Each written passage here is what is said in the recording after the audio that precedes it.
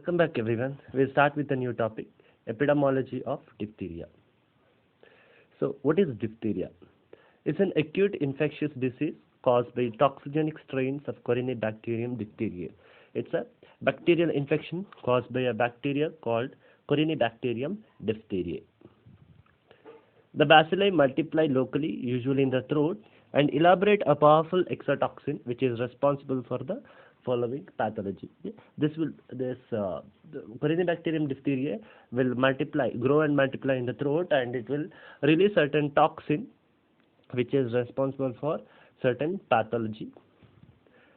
That is the formation of grayish or yellowish membrane, commonly over the tonsils, pharynx, with the well-defined edges, and the membrane cannot be wiped away. That is called pseudo membrane or false membrane. Okay? It is kind of grayish or yellowish color membrane over the tonsil, pharynx, and all. And you are not supposed to take the swab. Okay, when you do swab test, you are not supposed to take, because just a tiny mark in that is enough for the breakage of the membrane, and there will be bleeding. Okay, so you are not supposed to take a throat swab, and it is well defined edges, and the membrane cannot be wiped away. Okay? Itself it should cure. Marked congestion, edema, or local tissue destruction. Okay, there will be congestion, edema will be there, and there will be tissue destruction in the local area. Enlargement of the regional lymph nodes because of the infection, and signs and symptom of toxemia. Okay, toxemia means it's a presence of toxic elements in the blood. That is toxemia. So what are the epidemiological determinants? First is about the agent. It is Corynebacterium diphtheria. Okay, it is like a Chinese letter. Okay? Arrangement is like a Chinese letter. Bacilli bacteria, that's why. And it is an aerobic gram-positive bacillus. Toxin production occurs only when Corynebacterium diphtheria infected by the virus carrying tox gene. Okay? When this virus infects the Corynebacterium diphtheria, this will produce the toxin. Okay? If isolated, must be distinguished from normal diphtheroid. Toxoid developed in 1920s. Okay, toxoid, that is to cure these toxins. This developed in the 1920s. The causative agent Corynebacterium diphtheria is a gram-positive, non-motile organism. Even though it is bacillus, it will not be moving. Okay, it's a non-motile organism, and it's gram-positive. It has no invasive power, but produces a powerful exotoxin which can affect the heart, leading to myocarditis.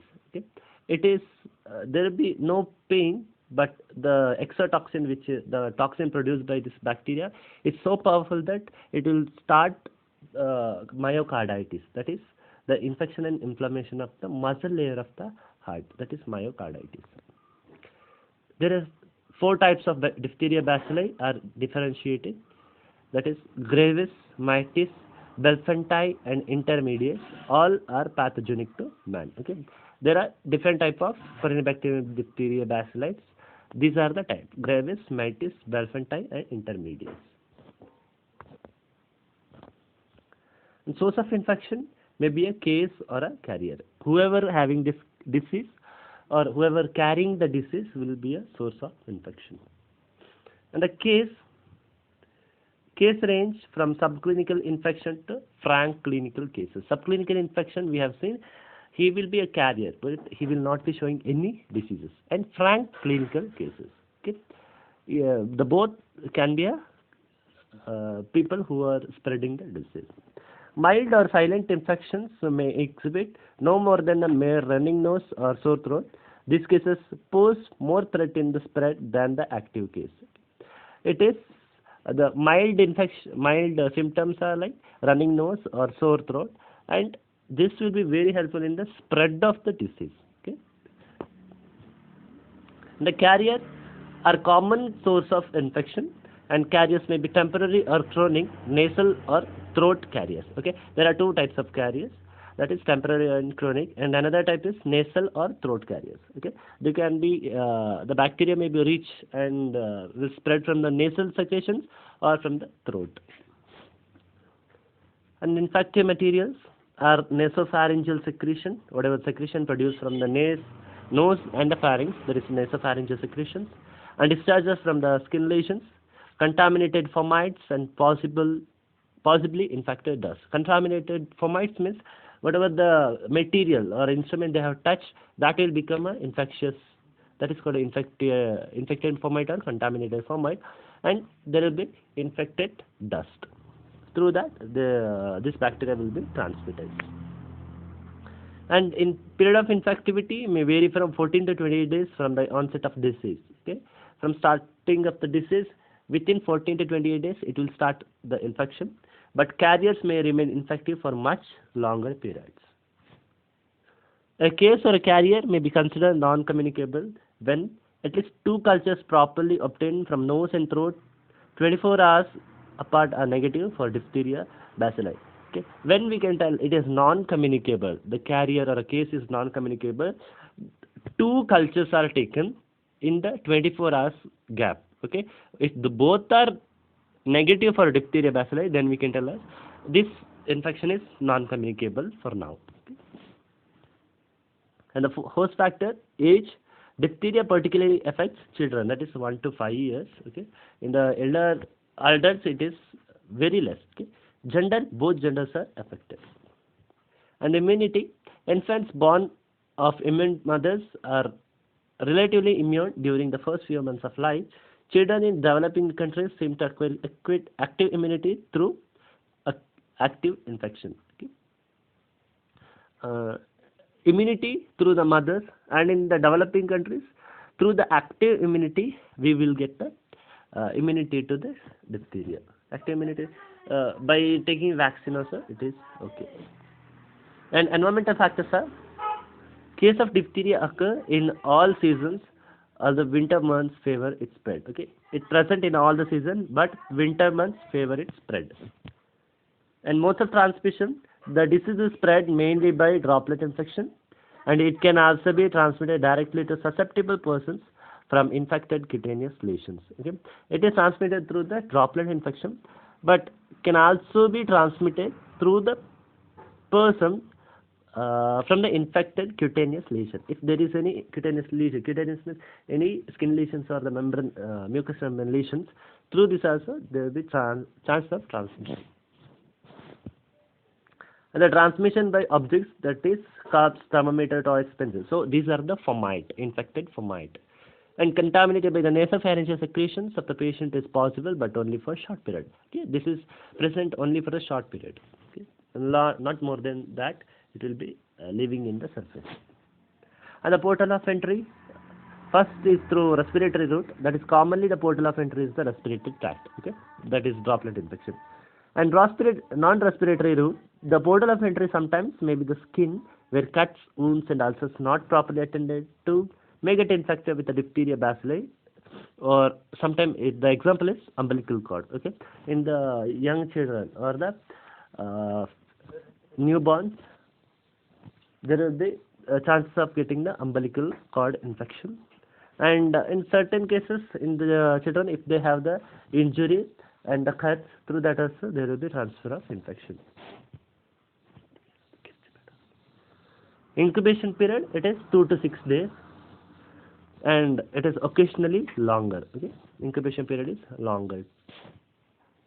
The clinical features in the respiratory tract, forms of diphtheria consist of pharyngotonsillar, laryngotonsillar, nasal, and combinations thereof. Okay, there will be chances of pseudomembrane present over this pharynx, larynx, tonsils, and combined to this also. Okay, that is pseudomembrane is the first feature.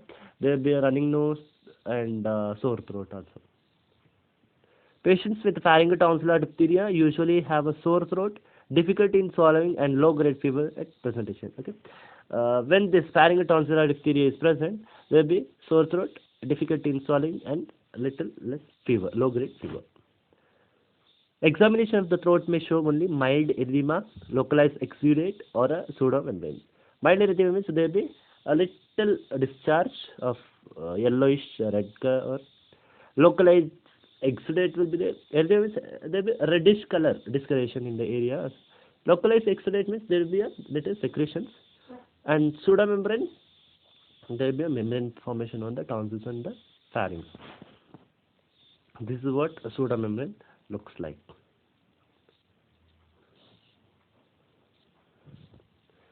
The membrane may be a localized patch of the posterior pharynx or tonsil, may cover the entire tonsil, or less frequently may spread to cover the soft palate and the posterior portion of the pharynx. Okay, it is usually present on the pharynx or the and the tonsil.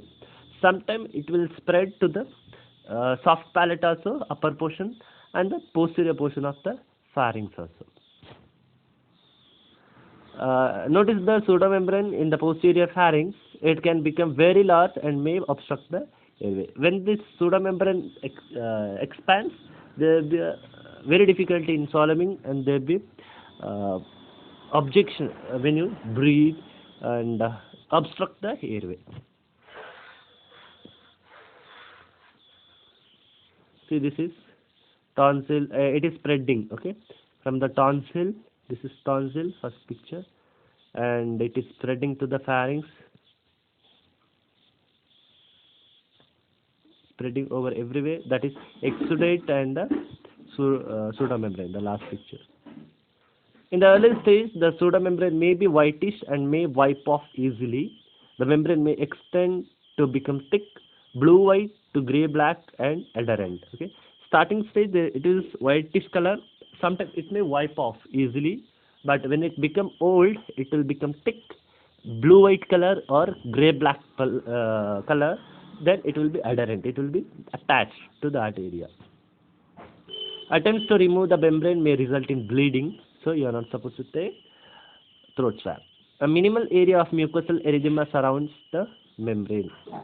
Mucosal erythema will be there in the little area. Patients with severe disease may have marked edema of the submandibular area and the anterior portion of the neck, along with lymphadenopathy, giving a characteristic of bull-necked appearance. Okay, bull-neck appearance means you have seen the bull, how the neck is. Okay, so in the submandibular area, mandible, you know. Okay, below the mandible, there will be marked edema. Edema will be there. Okay. And anterior portion of the neck with lymphadenopathy, whatever lymph nodes are there, it will be enlarged.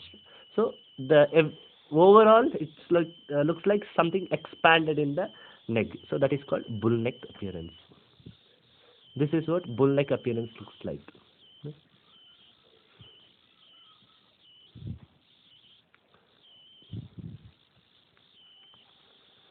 And laryngotracheal diphtheria is most often preceded by pharyngotonsillar disease, usually is associated with a fever, hoarseness, and croppy cough at presentation. Okay, laryngotracheal means there will be obstruction in the breathing as well as the voice will be changed.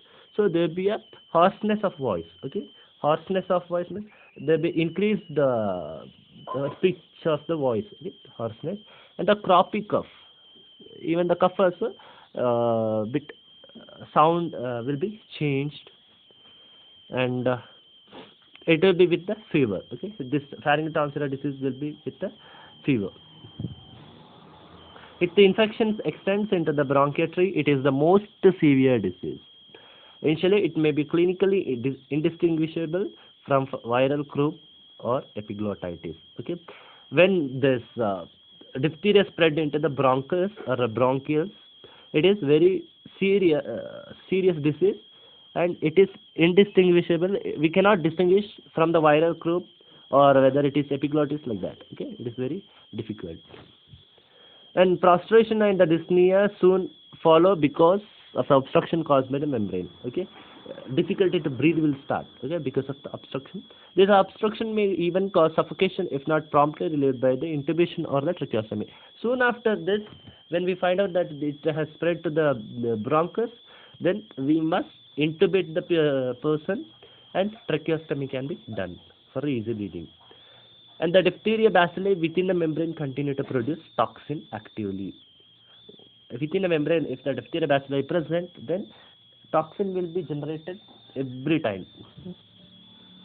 This is absorbed and results in distant toxic damage, particularly parenchymatous degeneration, fatty infiltration, necrosis in heart muscle, liver, kidney, and adrenals, and sometimes accompanied by gross hemorrhage. Okay, if the toxic whatever produced are absorbed to the blood and it will reach to the certain organs, so there will be degeneration of the parenchymatous and fatty infiltration, necrosis in heart. Necrosis means that is death of the cell. Okay? Necrosis of the heart muscle, liver, kidney, adrenal, like this. Okay?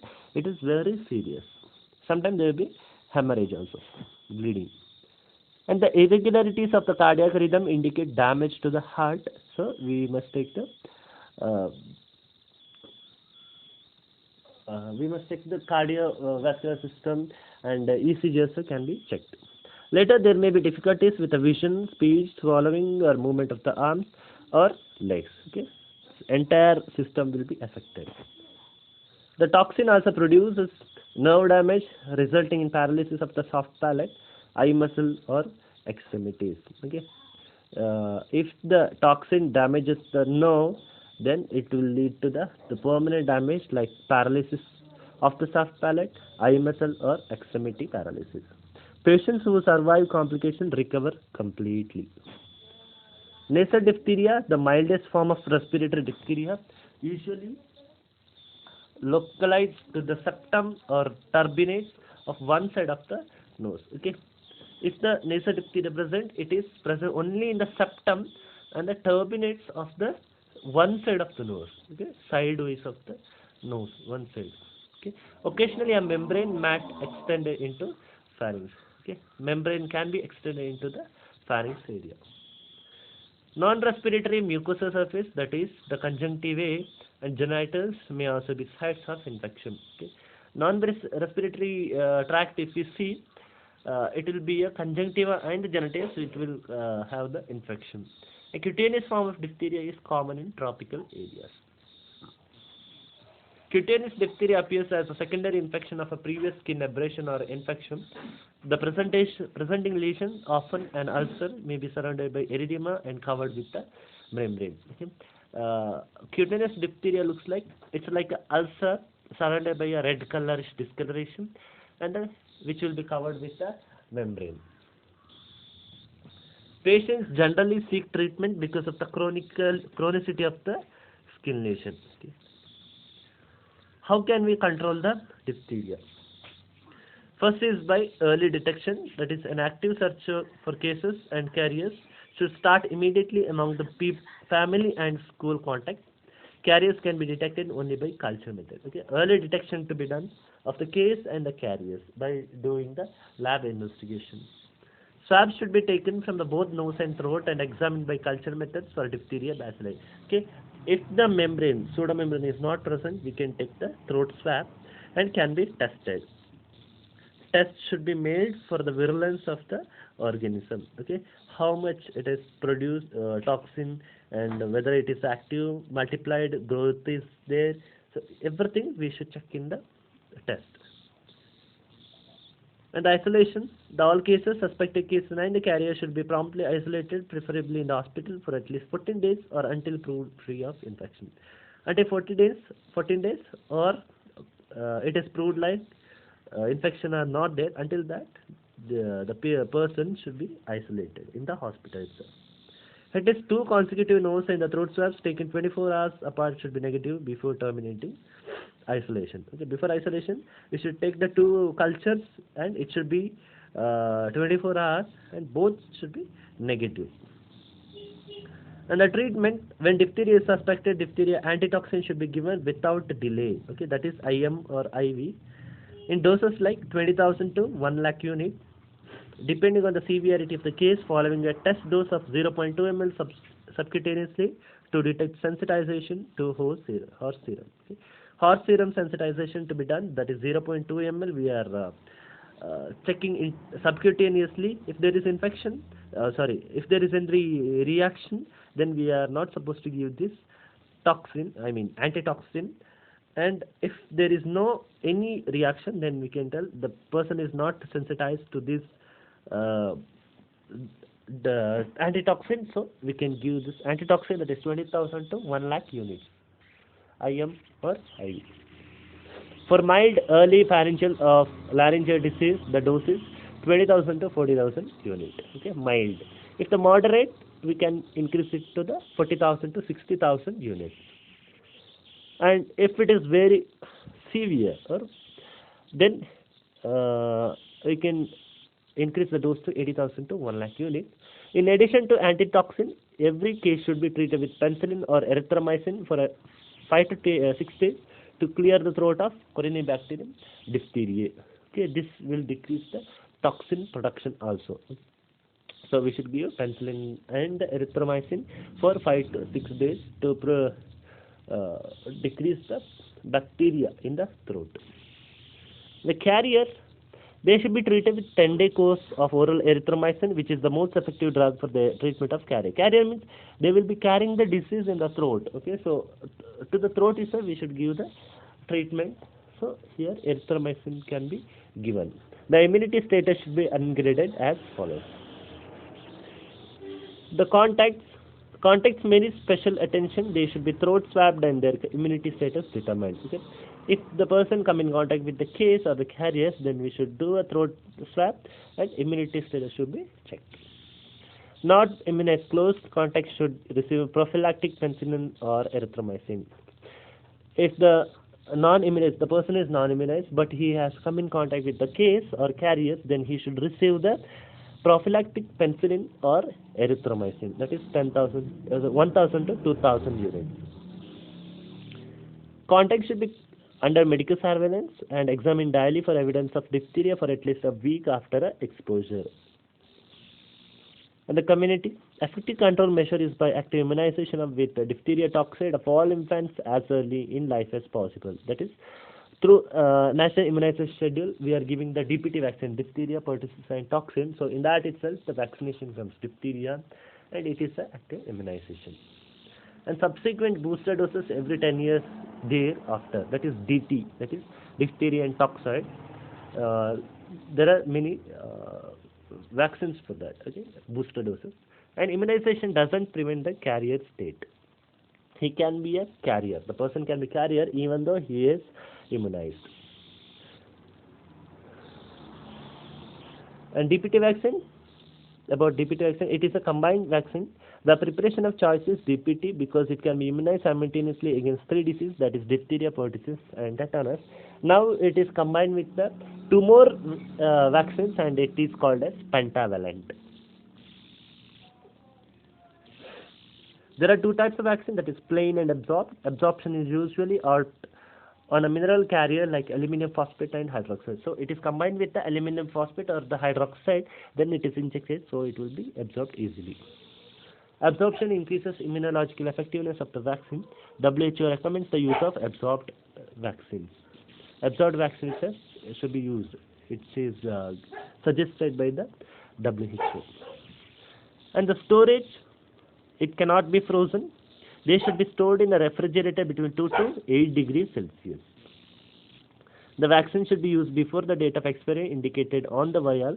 The vaccine will lose its potency if it is kept in room temperature over a long period of time. So we cannot keep in the room temperature as well as in the frozen state.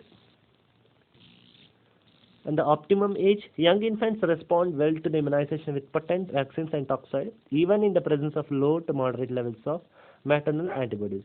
Even though they have the low and moderate levels of maternal antibodies, okay, which they got from the mother, they will well respond to the immunization given, the DPT vaccine. The expanded program of immunization has recommended that DPT vaccine can be safely and effectively administered as early as 6 weeks after the birth. Okay? Soon after the birth, 6 weeks after the birth, we can give this DPT vaccine. That is suggested by the WHO.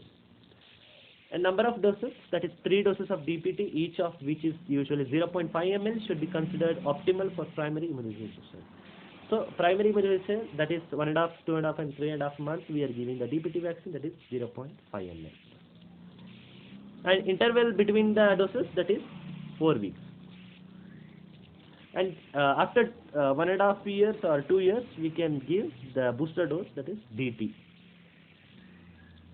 And the mode of transmission, All vaccines containing mineral carriers or adjuvant should be injected deep intramuscular, and this applies to DPT also. This is given through intramuscular injection. DPT is given in the upper and outer quadrant of the gluteal region. Gluteal region we are giving this vaccine. And for children under 1 year of age, DPT should be administered in the thigh. The most several complications that could follow DPT immunization are: after immunization, the children may have encephalitis, that is infection and inflammation of the cephalic or the brain. Okay? Encephalopathy, enlargement of the brain, prolonged convulsion, there will be a bit sometimes convulsion, infantile spasm will be there, and rare disease or syndrome. And contraindications are: minor conditions such as cough, cold, mild fever are not contraindicated. Seriously ill children are not vaccinated. Okay? Seriously ill children cannot be given this injection or vaccination. DPT should not be repeated if a severe reaction occurred after a previous dose. If the first dose showed serious reaction, then again we cannot give this vaccination. Such reactions include collapse, shock-like state, persistent screaming episodes, temperature above 40 degrees Celsius, convulsion, and other neurological symptoms. If the baby had this symptom when they had the first vaccine, then again the vaccines cannot be given. DT only is recommended in such case, that is 2 doses with 4 weeks apart, with a booster dose 6 months to 1 year. Okay, only DT can be given. Children who have received DPT earlier should receive only DT as booster at 5 to 6 years or at school entry. Okay? This is diphtheria vaccine looks like. And antiserum, diphtheria antitoxin prepared in our serum is still the mainstay of passive prophylaxis and also for treatment of diphtheria. Okay?